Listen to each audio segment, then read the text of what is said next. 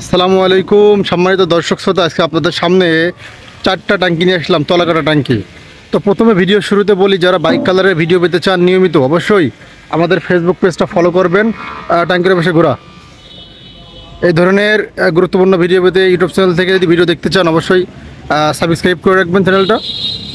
এই যে 4টা ট্যাঙ্কি দেখতে পাচ্ছেন, এই 4টা ট্যাঙ্কির অবস্থা দেখেন।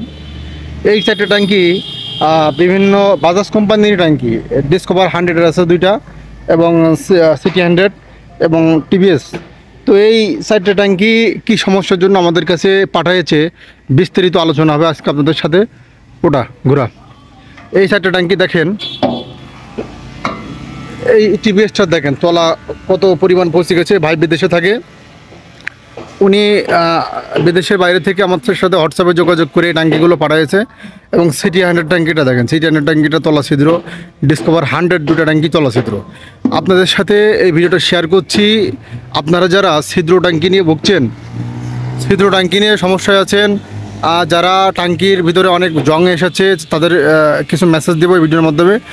আপনারা ট্যাঙ্কির ভিতরে যাদের জং চলে আসছে তারা অবশ্যই ট্যাঙ্কিগুলো ঠিকমতো ওয়াশ করবেন। ওয়াশ করলে আপনাদের ট্যাঙ্কি ভালো থাকবে, ছিদ্র হবে না, ট্যাঙ্কির ভিতরে ময়লা হবে না।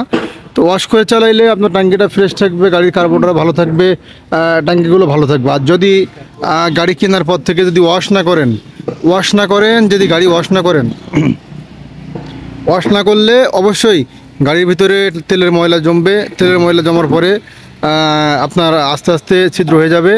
ছিদ্র হয়ে গেলে তখন কিন্তু আপনি যতই যত্ন করেন ট্যাঙ্কিগুলো আর ভালো থাকবে না। তো আপনি ট্যাঙ্কি ভালো থাকতে অবশ্যই যত্ন করবেন, ট্যাঙ্কি যত্ন করবেন। বাংলাদেশের বিভিন্ন জেলা থেকে ট্যাঙ্কিগুলো যে দেখছেন, বাংলাদেশের বিভিন্ন জেলা থেকে আমাদের ট্যাঙ্কিগুলো আসছে। আমরা সবসময় চেষ্টা করি আপনাদের নতুনের মতো কাজ উপহার দেওয়ার জন্য।